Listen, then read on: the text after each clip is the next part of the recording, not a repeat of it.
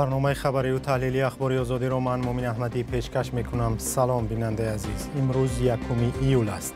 در برنامه این خبرها را داریم. محمد اقبال صدرالدین و شراف‌الدین گدایف چی کار کردند؟ دادگاه روسیه امر داده است که هر دوی آنها را دستگیر کنند. سر از این ماه در تاجیکستان آموزگاران و طبیبان و بازنشستگان پول بیشتر میگیرند. زندگیشان بهتر می شود؟ من یگان داروواری را از تحت دل خریده نمیتونم. برای که همه چی قیمت های. پنسه 9 کیلو های.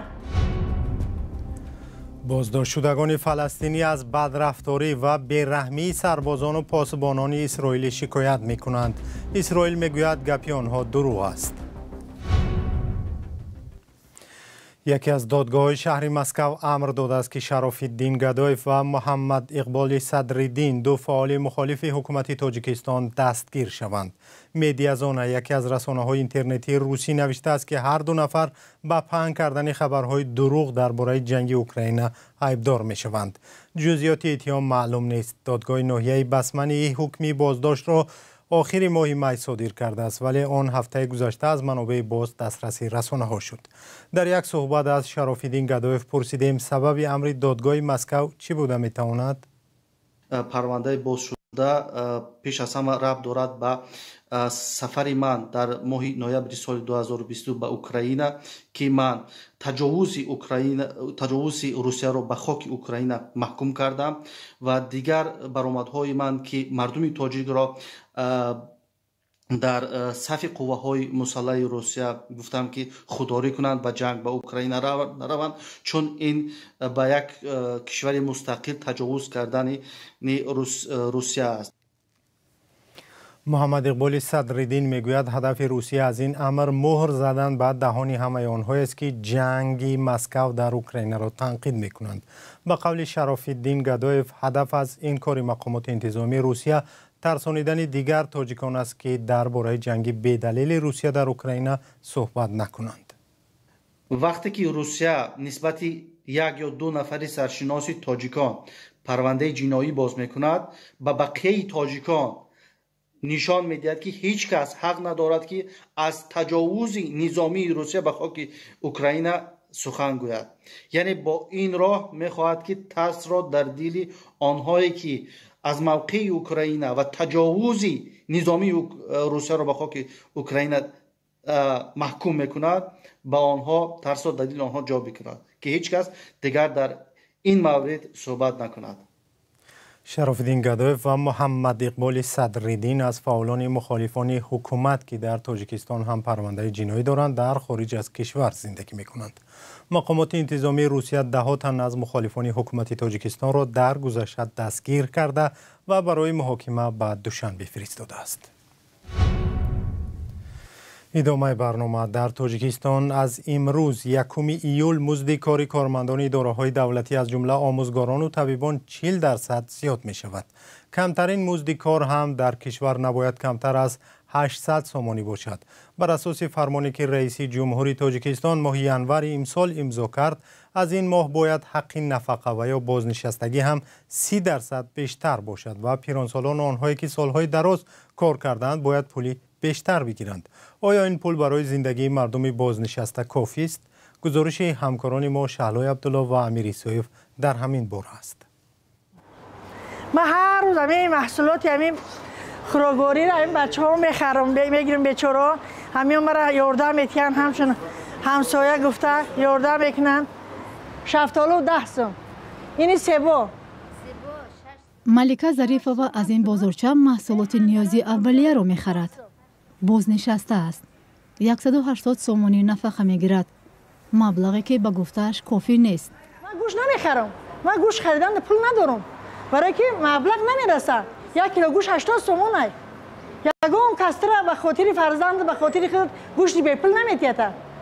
چنین همین مبلغی داشتگیم خرید میکنم، روزگاری خانه را میبرم. این زنی 60 ساله 4 فرزند دارد. 3 نفر آنها از پی زندگی خود رفته و به مادری تنها کمک نمی کنند. حجم نفقه در تاجیکستان وابسته به سابقه کاری از 180 تا 1,500 سومانی است و بازنشسته ها می گویند با این مبلغ نمیتوانند زندگی خود را پیش برند. ملیکا ظریفова هم با وجود بازنشستگی ناچار کارش را ادامه می‌دهد تا خود و دختری معلولش را تامین کند. در داروش نمیرسه. مادر به تنهایی دختری 38 ساله معلولش را پرستاری می‌کند. او با کوچه‌روبی 500 سومانی معاش می‌گیرد. کمک اجتماعی به دختر معلولش 350 سومانی بوده است. جمعاً 1030 سومانی می‌شود. اما می‌گوید برای زندگی کافی نیست. آب میتونم هر ماه 350 سوم پول آب میتونم. هر ماه مینیمالی 280 پول سوئد میتونم. پول سوئد میتونم. مالاش نمیخرم برای دخترچم. روزگار خونه میکنم. من یگام چی پس پرداخت ندارم. که من مثلا یگام جمعه فایده ندارم. غیر اهمی کاری دوباره نکیم. بعد این پرداخت‌ها در دست ملیکا 400 سومانی میماند. با این نه تنها خوراک یک ماهه 2 نفر بلکه باز داروواری خریداری میکند. یا برای عصبه چند پله و یا تبلت که برای خون میرکو روزگاری سخت به سلامتیش اثر کرده است. برابر دختری بیمارش برای طبابت خود نیز به مبلغ علاوگی نیاز دارد. پنسه 9 کیلو در من 24 سال استاژ کاری دارم و 28 سال کار کردم. در همین چیسله در همین ساعت هازی من کار کردم. من پنسیونر کار کردم. آمده همین داروواری که برای عصب خدمت برای عصب دخترچی کسلی اینوریتم پیر به گروپ من خریدار کردن نمیتونم. خریداری کردن نمیشه. طبق آمار رسمی حالا در تاجیکستان بیش از 500,000 فردی از 60 سال بالا زندگی میکنند که 6% اهالی این کشور را تشکیل میدهند. بسیاری از سالمندان به دلیل کم بودن نفقه دستنگری فرزند و نزدیکانشان میشوند. از بیماری ها اذیت میکشند یا تا آخر عمر کار میکنند.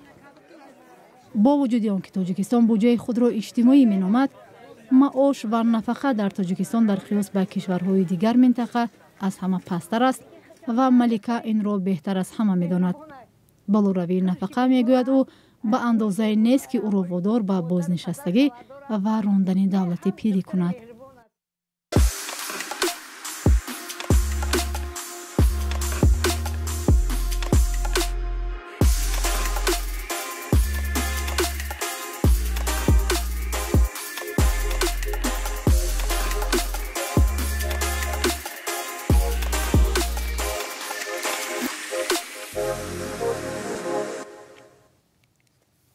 برنامه را با گزارشی از خاورمیانه ادامه می‌دهیم. مقامات اسرائیل بیش از 15,000 فلسطینی را در زندان نگهداری می‌کنند. بازداشت شدگان از غزه و کرانه باختری منطقه‌های اشغالی هستند. فلسطینیان میگویند شرایط نگهداشت زندانیان وحشتناک است و آنها زیر فشار و شکنجه ماموران اسرائیلی قرار دارند. مقامات اسرائیلی میگویند با محبوسان بر طبق قانون‌های بین المللی مناسبت می‌کنند. گزارشی صدای آمریکا را همکارم شادمان یتیم تقدیم می‌کند. فلسطینیانی که از زندان اسرائیل رها شدند میگویند پس از جنگ در غزه وضع بازداشت شده ها وحشتناک شده است. اسرائیل هزاران فلسطینی را به حکم دادگاه در زندان نگه می‌دارد. عمر آصفی 74 ساله با گمان همکاری با حماس در کرانه باختری بازداشت شده بود. ماه گذشته پس از 6 ماه بازداشت او را رها کردند. بازداشت شدگان را با کلتک می زدند. هر روز نگهبانان با سگ وارد اتاقهای ما می شدند و گازی اشک‌آور سر می دادند. من می توانم نام زندانیانی را به شما گویم که لطوکوب شدند. برخی را به حدی زدند که راه رفتن نمی توانستند.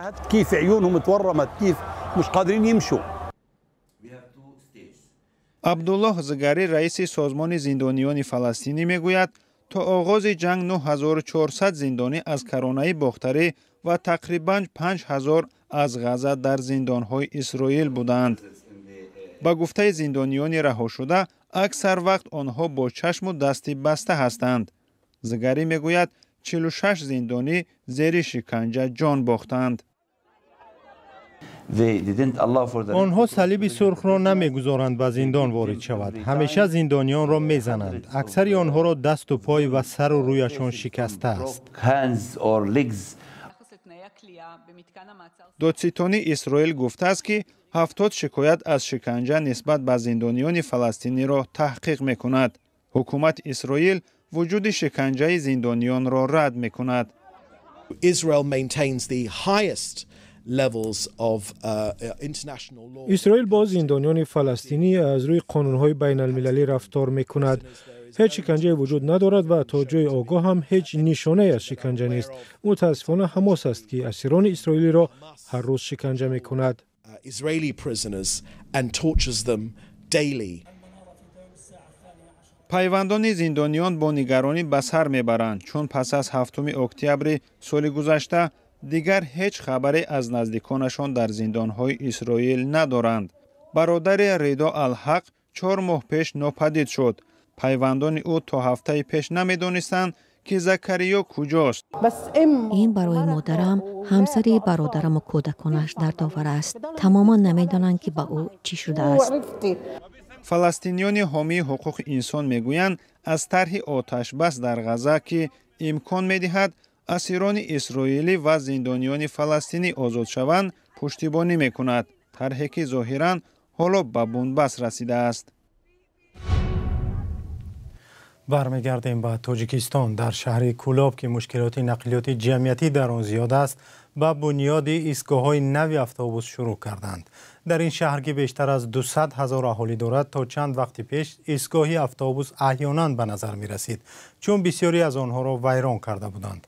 حالا مقامات با کمک صاحبکاران به ساختن ایستگاه‌های نو آغاز کردند و وعده دادند که از این پس روای مردم در شهر بهتر می شود. وعده‌ای که باید منتظر ماند و دید که تا کجا عملی خواهد شد. محمود جان رحمتزاده گزارش می‌دهد. اینجا ساختمان ایستگاه مسافرکشانی جریان دارد. این کار را نه حکومت شهر کولاب بلکه صاحبکاران انجام می‌دهند. هر صاحبکار پهلوی هر ایستگاه برای خود مغازه یا داروخانه می‌سازد. شهرداری کولاب میگوید آنها نقشه را آماده کرده اند و به صاحبکاران سپرده اند. ایستگاه‌هایی که با طلبات امروزه ایستگاه‌های زمانوی هستند از طرف سرمعماری شهر لایحه پیشنهاد شده است، لایحه تصدیق شده است و با اون صاحبکارایی که مایل ساختمان امنو دارند ما پیش از همه گفتیم همنو سازند. 5 سال پیش با دستور شهرداری سابق همه ایستگاه‌ها را تخریب کرده بودند. مقامات گفتند که ایستگاه‌ها پاسخگوی طلبات معماری نبودند. عدم ایستگاه‌ها در این چند سال اخیر احساس می‌شد. پیش همی استانوفکون بودند، دمی افتای مقصد می‌آمدند می‌ایستادند، همه گرم بود، از استانوفک کردند. بهتر شد همه میام میشینند مقصد یا اون چیز اجازه میکنند زور شده که مقصد. این ایستگاه‌ها در شاهراه کولاب شمس‌الدین شاهین قرار دارد، ولی این ایستگاه‌ها مثل ایستگاه‌های نوساخت مرکز شهر کولاب نیستند. پیش در جای این ایستگاه‌های امانت بانک و دانشگاه راهروی پیاده‌گرد بود. ایستگاهی پشت سر من طبق لایحه ساختمان راه کولاب شمس‌الدین شاهین ساخته شده است. چند سال پیش مثل این ایستگاه‌ها را در شهر کولاب تخریب کرده بودند. حالا حکومت محلی میگوید که صاحبکاران محلی این ایستگاه‌ها را برقرار میکنند، اما ایستگاه‌های نو بنیاد شده از این ایستگاه‌هایی که طبق لایحه ساخته شده است فرق کلان دارد. محمود جان رحمتزاده، آزادی، کولاب. مقامات پاکستان گفتند 18 زندانی از یک زندان در منطقه بحثی هیمالای کشمیر فرار کردند. حادثه 30 ایون رخ داده. در میان زندانیان آنها نیز بودند که به اعدام محکوم شدند. با گفته مقامات پاکستانی یکی از زندانیان با تهدید به یک پاسبان با تفنگچه کلیدهای در زندان را از او گرفته است. ریاض مغول سردار پلیس محل بر رسانه‌ها گفته است یکی از محبوسان فراری در وقت تیراندازی کشته شد. با گفته او در میان فراریان 6 نفرشان به حکم قتل و 3 نفر دیگر به حکم ابد محکوم شده بودند. سردار زندان و چند منصبدار دیگر را از مقام‌هایشان برکنار کردند. و اینجا اخباری آزادی به پایان رسید. سپاس که تا این لحظه ما را همراهی کردید. خبرهای از این بیشتر را در وبسایت آزادی.org و صفحه‌های رادیوی آزادی در فیسبوک، اینستاگرام، توییتر و تلگرام، تیک تاک و یوتیوب پیدا کنید. خدا نگهدار تا برنامه‌های دیگر.